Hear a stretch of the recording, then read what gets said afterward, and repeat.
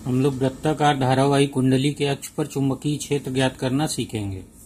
माना ये त्रिज्या का एक धारा लूप है, तो ये धारा लूप हो गया, और अगर कई फेरे हो तो कुंडली बन जाती है। तो अभी लूप से समझेंगे, फिर कुंडली के लिए उसी में फेरों की संख्या का गुणा कर दिया जाता है।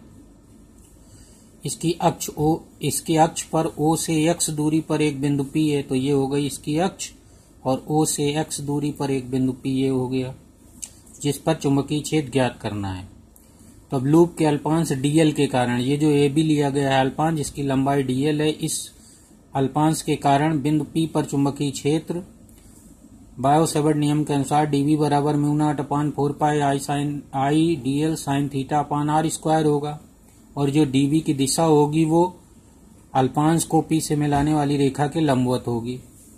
यहाँ जो कोण थीटा है वो अल्पांश और बिंदु P को मिलाने वाली, अल्पांश को बिंदु P से मिलाने वाली रेखा के बीच का कोण होता है, तो यहाँ थीटा बराबर 90 डिग्री होगा हमेशा।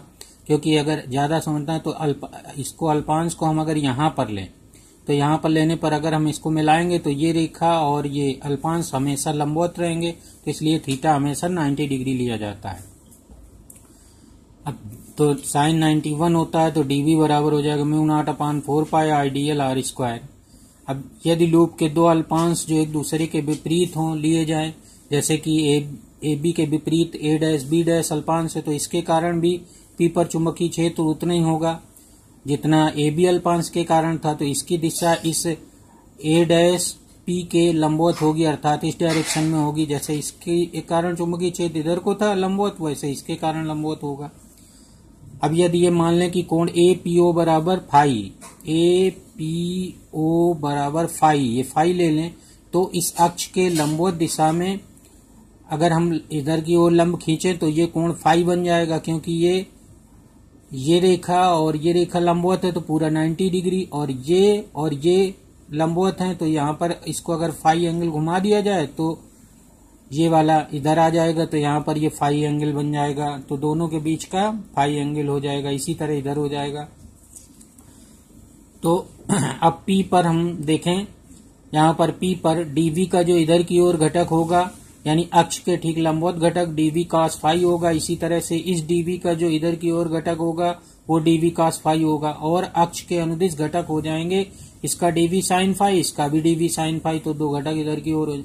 अब ये dV cos फाई और dV cos फाई दोनों अल्पांशों के कारण जो चुंबकीय क्षेत्र था, उनके जो अक्ष के लंबवत घटक थे dV cos फाई, वो एक दूसरे से निरस्त हो जाएंगे। इसी प्रकार सारे अल्पांशों के लिए होंगे, जबकि जो अक्ष के अनुदिश घटक हैं dV sin फाई, वो सभी अल्पांशों के कारण जुड़ जाएंगे। तो यहाँ पर वही लिखा है, dV sin फाई घटक जुड़ जाएंगे जो अक्ष के अनुदिश हैं। अतः अक्ष के अनुदिश P पर चुंबकीय क्षेत्र लूप, संपूर्ण लूप के कारण। तो अब हम इस पूरे लूप के कारण चुंबकीय क्षेत्र, तो इन सब dV sin फाई को जोड़ना होगा, तो इनका इंटीग्रेशन कर देंगे, तो B बराबर आ जाएगा इंटीग्रेशन dV sin फाई पूरे लूप के कारण। अब dV का मान रख देंगे μ0/4π I dl r² into sine phi हो जाएगा। अब हम लोग समकोण त्रिभुज इसमें देखेंगे AOP में, तो साइन फाई बराबर हो जाएगा लंब यानी त्रिज्या A बटे कर्ण यानी R, तो A बटे R आ जाएगा यहाँ पर। तो साइन फाई बराबर हो जाएगा A बटे R, और उसी त्रिभुज में अगर हम देखें तो ये R² बराबर हो जाएगा x² प्लस A² के, या R बराबर हो जाएगा √A² प्लस x²। तो यहाँ पर साइन फाई ये R √A² प्लस x²। अब साइन फाई का यहाँ पर मान रखा जाए तो A बटे R रखा जाएगा, यहाँ R² है तो R³ हो जाएगा, तो ये बन जाएगा। अब ये सभी कांस्टेंट हैं, dl को केवल इंटीग्रेट करेंगे तो यहाँ पर आ जाएगा μ0/4π I इंटू A इंटू इसका हो जाएगा 2π, और यहाँ पर R³, जहाँ पर आएगा R², ये R³ लिखा है, तो इसमें जब पावर लगाएंगे तो 1/2 और क्यूब करेंगे तो 3/2 पावर हो जाएगी। और ये जो इंटीग्रेशन dl है पूरे लूप के कारण, तो 2π ये हो जाएगा। तो इस प्रकार ये 2π से 4π कटेगा तो 2 बचेगा, और I A² हो जाएगा। तो इस तरह से अक्ष पर जो चुंबकीय क्षेत्र होता है किसी धारा लूप के कारण, वो होता है μ0/2 I A² प्लस x² की पावर 3/2। तो ये अक्ष के अनुदिश होगा। यदि लूप के स्थान पर n फेरों की कुंडली हो तो चुंबकीय क्षेत्र n गुना हो जाएगा तो B बराबर हो जाता है म्यू नॉट अपान 2 NIA² अपान A² प्लस x² की पावर 3/2। तो ये जो चुंबकीय क्षेत्र है ये अक्ष के अनुदिश होगा और इस ये जो लूप है इस लूप के तल के लंबवत होगा इधर की ओर। तो ये क्योंकि अक्ष जो होती है वो हमेशा लूप के तल के लंबवत होती है तो चुंबकीय क्षेत्र भी लूप के तल के लंबवत होगा और अक्ष के अनुदिश का आ जाएगा। तो ये आ जाता है आंसर। अब इसकी दिशा बनाने के लिए इस लूप के धारा लूप के कारण चुंबकीय क्षेत्र की दिशा बनाने के लिए हम लोग दाहिने हाथ के अंगूठे का नियम लगाते हैं। तो अगर हम दाहिने हाथ की अंगुलियों को इस प्रकार मोड़ें कि वह लूप में धारा की दिशा में मुड़ी हो तो अंगूठा चुंबकीय क्षेत्र की दिशा को बताता है। तो यहाँ पर जो चुंबकीय क्षेत्र इस लूप के कारण होगी इसमें एंटी क्लॉकवाइज धारा है, वामावर्त धारा है, तो उसमें चुंबकीय क्षेत्र इस तरफ को होगा, दाहिने तरफ को।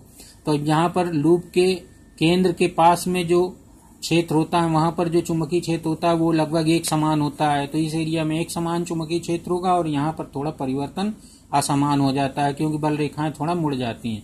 तो ये होता है एक वृत्ताकार धारा वाली लूप या कुंडली की अक्ष पर चुंबकीय क्षेत्र।